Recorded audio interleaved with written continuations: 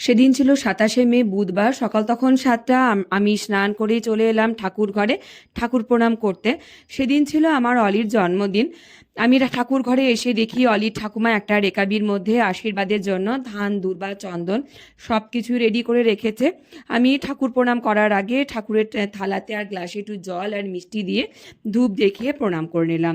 আর অলির ঠাকুমা যেহেতু প্রত্যেক দিনই পুজো করে, তাই কিন্তু আমি পুজোর দিকে না গিয়ে আমি রান্নাঘরেই চলে এলাম।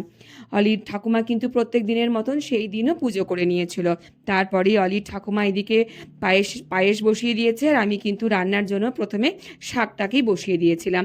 বাদ বাকি রান্না পরে পরে কিন্তু সবই হবে। প্রত্যেকবার অলির ঠাকুমাই পায়েস রান্না করে। আর তোর বার্থডে গার্লকে তো দেখানো হয়নি। বার্থডে গার্ল কিন্তু ঘুম থেকে যে উঠে এখন এখানে বসে আছে স্নান করবে বলে। ওর বাবা যেহেতু স্নান করছে তাই এখনও বাথরুমে যেতে পারেনি, তাই এখনও বসে আছে। ও এবারে স্নান করতে যাবে। Happy birthday. Thank you. এখনও বসে আছে, এখন এবারে স্নান করতে যাবে।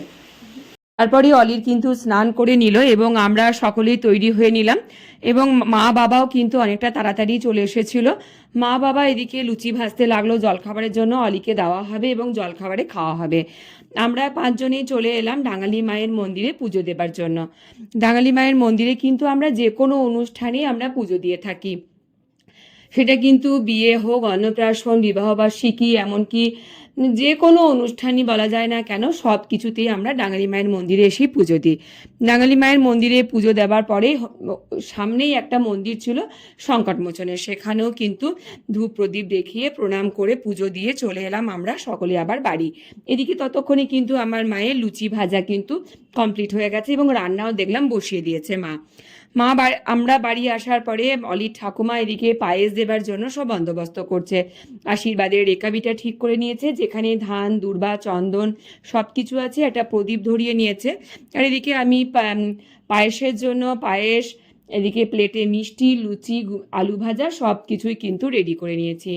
আমাদের ঘুগনি হবার কথা ছিল, কিন্তু অলি বলল আজকে ঘুগনি খাবো না, ও আলু ভাজা দিয়ে লুচি খাবে।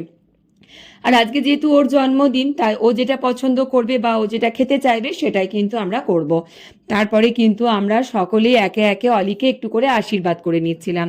প্রথমেই কিন্তু আমার বাবা আশীর্বাদ করছিল, মানে অলির দাদাই। আর অলির দাদায়ের পরেই অলির ঠাকুমা, অলির মাম্মাম আশীর্বাদ করছে একে একে। এদিকে একে একে সকলেই আশীর্বাদ করছে, অলিও কিন্তু বড়দেরকে প্রণাম করে নিচ্ছিল। আর অলির সাথে অলির মাম্মামের কিন্তু এমনই একটা মানে সম্পর্ক যে অলি আশীর্বাদ করার পরে অলিকে কিন্তু মাম্মাম যখন টাকা দিচ্ছে, এদিকে কিন্তু মাম্মাম দিতে চাইছে না, আর এদিকে ও কিন্তু সেই কাড়াবাড়ি। ওদের কিন্তু এটা প্রতিনিয়ত চলে, এরকম একটা খুনসুটি। কেননা মাম্মাম যখনই বলে টাকা দেব না, আর অলি কিন্তু মাম্মামের ব্যাগ থেকে টাকা কেড়ে নিয়ে নেয়। এরকমভাবে কিছু বেশ মিষ্টি একটা খুনসুটি ওদের কিন্তু চলতেই থাকে। তারপরে আমি আশীর্বাদ করছি এবং আমি তারপরে পায়েসটা তুলে দিলাম। আর যেহেতু বাঙালি রিচুয়ালসে বাঙালিদের পায়েস দেওয়াটা মেন, তাই কিন্তু পায়েসটা কিন্তু প্রথমেই দিতে হয়। আর অনেকেই দেখি যে ভাতের সময় পায়েস দেয়, এবং এটা আমার শ্বশুরবাড়িতেই নিয়ম আছে যে ভাতের সময় একেবারে পায়েস দেওয়া। কিন্তু আমরা সেটা করি না, কেননা ভাতের সময় পায়েস দিলে পায়েসটা খেয়ে নিলে হয়তো ভাতের জন্য যেসব তরিতরকারি ভাজাভুজি যেগুলো রান্না করব সেগুলো খেতে পারবে না, বা হয়তো পায়েসটা ঠিক মতো খেতে পারবে না। সেজন্য জলখাবারের সময় পায়েস, লুচি, মিষ্টি সব কিছু দিয়ে সুন্দর করে সাজিয়ে গুছিয়ে দেওয়া হয়। আমার আশীর্বাদের পর ওর বাবা আশীর্বাদ করলো, কিন্তু ওর বাবা একটু করে যেহেতু রাগা ছিল বলে চোখটা একটু বড় বড় করছিল। তারপরে সব শেষে কিন্তু অলির বোন আশীর্বাদ করছে। অলির বুনি কিন্তু জানে না যে আশীর্বাদ মানে কি জিনিস, কিন্তু ও আশীর্বাদ করবে। ও দেখছে সকলেই দিদির মাঝে পুষ্প ছোঁয়াচ্ছে, পায়েস খাওয়াচ্ছে, তাই কিন্তু ও কিন্তু এইভাবে আশীর্বাদ করবে। অলির মাথায় একটু পুষ্প দিল, পায়েস খাওয়ালো, আর গিফট হিসেবে একটা কিন্তু কোল্ড ড্রিঙ্কস নিয়েছিল।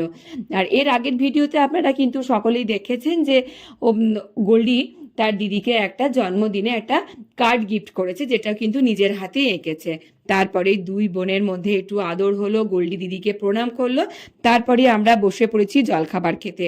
অলি গোল্ডির জন্য শুধুমাত্র লুচি, আর আমাদের